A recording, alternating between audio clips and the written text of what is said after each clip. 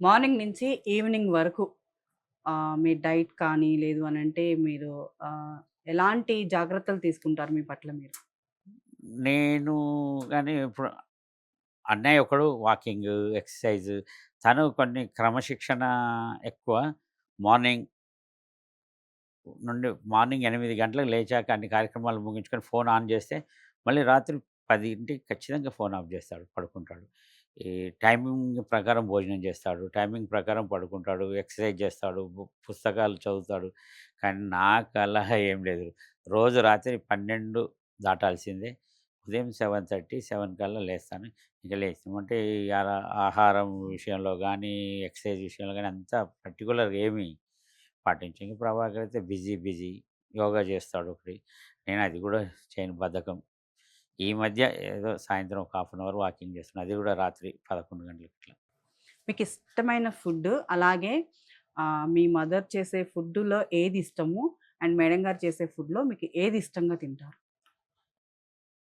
ఫుడ్డులో మా అమ్మ వండినా చాలా బావుంటది. అంటే అది కామన్, ప్రతి ఒక్కరు చెప్పేదే కావచ్చు కానీ లేదు. ఇప్పుడు గూడా ఏదైనా అకేషన్స్ ఏవన్నా వస్తే అమ్మ వండితే చాలా బావుంటాయి.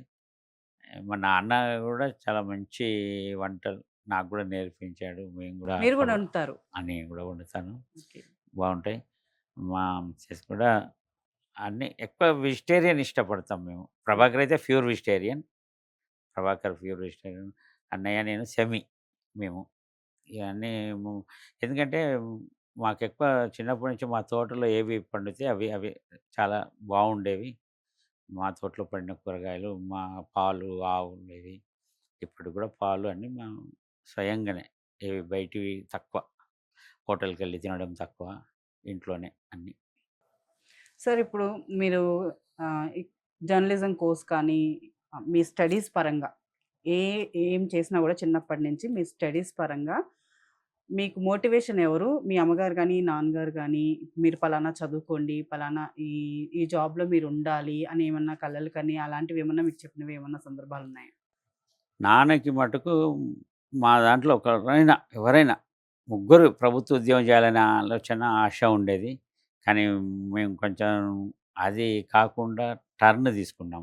వ్యాపారం పెట్టిన తర్వాత నాకు ఏర్పడిన పరిచయాలతోటి మాడభూసి శ్రీధర్ గారు నన్ను జర్నలిజంలోకి తీసుకొచ్చాడు.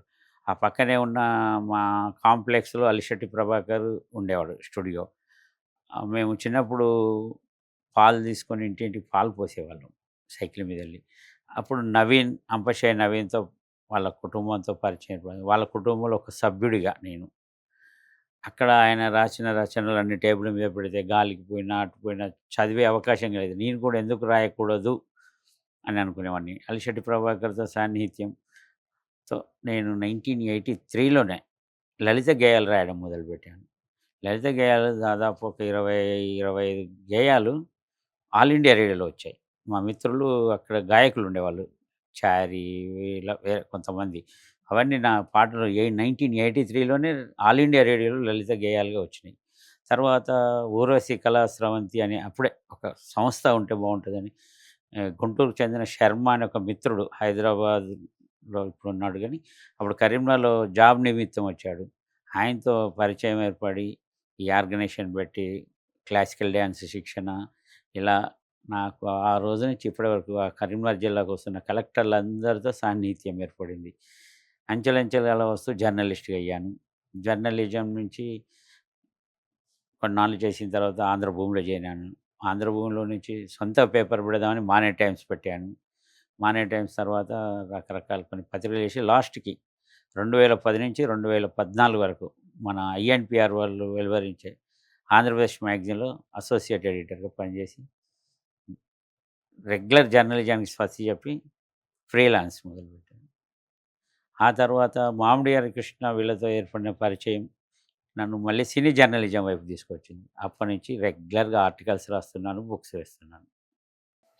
ఫస్ట్ సార్ మీరు రాజకీయానికి పునాది వేసింది మీరే అని చెప్పారు. హ్మ్. తర్వాత జర్నలిజం వైపు మళ్లారు. ఈ జర్నలిజం వైపు నుంచి మళ్ళీ డాక్యుమెంటరీస్ ఇవన్నీ స్టార్ట్ చేశారు కదా! మళ్ళీ ఇప్పుడు మీకు సార్ ఆహ్, ఈ రాజకీయంలో ఇంత మంచి పేరు సంపాదించుకున్న తర్వాత మీకు ఏ రోజన్నా అనిపిచ్చిందా నేను కూడా రాజకీయం వైపు మళ్ళాలి అనని చెప్పేసి? ఇంట్లో ఒక మర్రి చెట్టు ఉంటే ఆ చెట్టు నీడనే ఉన్నాం. మళ్ళీ ఇంకా మళ్ళీ ఇంకో చెట్టు ఎందుకు? ఇంక అవసరం లేదు. పిల్లలు గాని, ఎవరు గాని అంతా వేరు వేరు కుటుంబాలైతే అది. ఇప్పుడు సపోజ్ మంత్రి అనుకో, మేము కూడా మంత్రిలానే అనుకుంటాం. అంతే తప్ప ఒక్కరు ఉంటే చాలు. ఒక్కొక్క రంగంలో ఒక్కొక్కరు. ఇప్పుడు అన్నయ్య బార్ అసోసియేషన్‌లో నిన్న ఎన్నికయ్యాడు. బార్ కౌన్సిల్‌లో మెంబర్‌గా ఫస్ట్ మెంబర్‌గా ఎలక్ట్ అయ్యాడు. అలా ఎవరి ఫీల్డ్‌లో వాళ్ళు రాణిస్తున్నాం. ఒకరికొకరు కోఆపరేటివ్‌గానే ఉంటాం. నేను అది కావాలి, నువ్వు ఇది అయ్యావు అది అలాంటి పోటీ అయితే ఏం లేదు. మీరు రాసిన ఫస్ట్ బుక్ ఏంటి సార్? నేను రాసిన ఫస్ట్ బుక్కు 'శతవసంతాల కరీంనగర్'. కరీంనగర్ 2005లో 100 డేస్ పూర్తయింది ఆ జిల్లా ఏర్పడి. అప్పుడు చరిత్ర రికార్డ్ చేశాను. ఆ కరీంనగర్ జిల్లాది. అది ఇప్పటికీ చాలామంది విద్యార్థులకు రిఫరెన్స్ గ్రంథంగా ఉపయోగపడుతుంది. తర్వాత వచ్చేసి సినిమా ప్రస్థానం.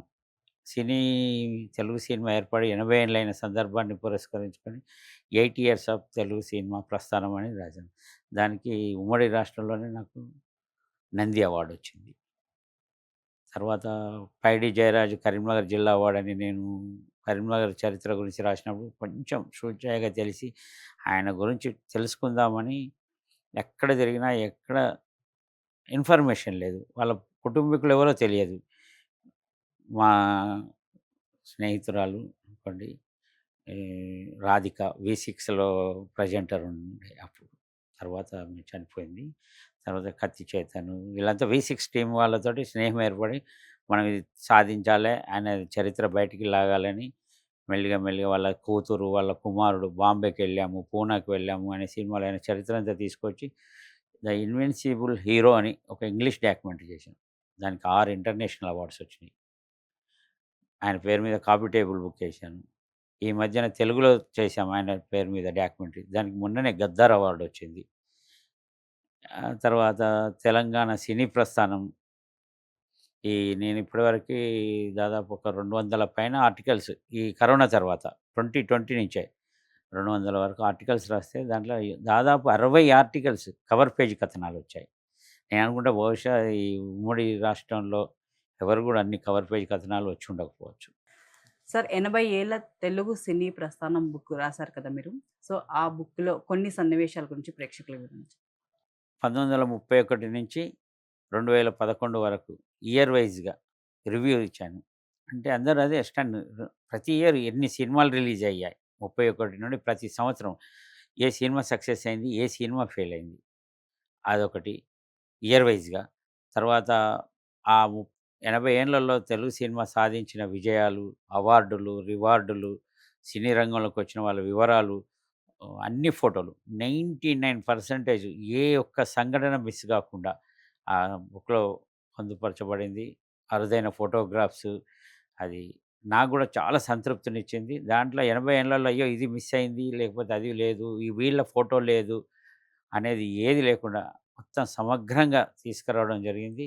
దానికి ఎస్‌వి రామారావు అనే జర్నలిస్టు, సినిమా జర్నలిస్టు పెద్దాయన జ్యూరీలో ఉన్నప్పుడు అప్పటికి రాష్ట్రాలు విడిపోయినా గాని అప్పటికి అదే తర్వాత కూడా వీళ్ళు ఇవి తెలంగాణ వ్యక్తి కదా! ఎందుకు అవార్డ్ ఇవ్వాలి? నో, నో, నో ఇది తెలుగు సినిమా గురించి ఉంది. దీనికి 100 నంది అవార్డులు ఇచ్చినా తక్కువే. సినిమా ఇండస్ట్రీలో ఉన్నవాళ్ళు చేయని పని రవిచంద్ర మీరు చేశారు కాబట్టని. రాసేటప్పుడే అనుకున్నారు దీనికి ఒక నంది అవార్డ్ వస్తుంది. నేను అలా ఏమనుకోలేదు. నేను 2006కి నంది జ్యూరీ మెంబర్‌గా పనిచేశాను. ఓకే. నంది అవార్డుల జ్యూరీ మెంబర్‌గా సినిమా దానికి నేను పనిచేశాను. అప్పుడు ఎంఎస్ రెడ్డి గారితో నాకు చాలా సన్నిహిత్యం ఉండేది. ఆయన మా చైర్మన్‌గా, మా సభ్యులందరూ అప్పుడు నేను కూడా ప్రాముఖ్యమైన పాత్ర పోషించాను. నేను సినిమా జర్నలిజం వైపు వస్తానని కూడా అనుకోలేదు. తర్వాత మామిడి హరికృష్ణ గారితో పరిచయం. అంటే చిన్నప్పుడు నాకు బుక్ స్టాల్ ఉండేది. బుక్ స్టాల్‌లో ఈ సినిమా మ్యాగజైన్‌లు 'విజయ్ చిత్ర', 'జ్యోతి చిత్ర' రకరకాల సినిమా పత్రికలు 'సితార' వీటిలలో వచ్చిన ఫోటోగ్రాఫ్స్ కట్ చేసుకొని ఇంట్రెస్ట్. సినిమాలంటే చాలా సినిమాలు చూసేవాడిని. అవన్నీ కటింగ్‌లు పెట్టుకున్నాను. అది బాగా ఉపయోగపడ్డది నాకు.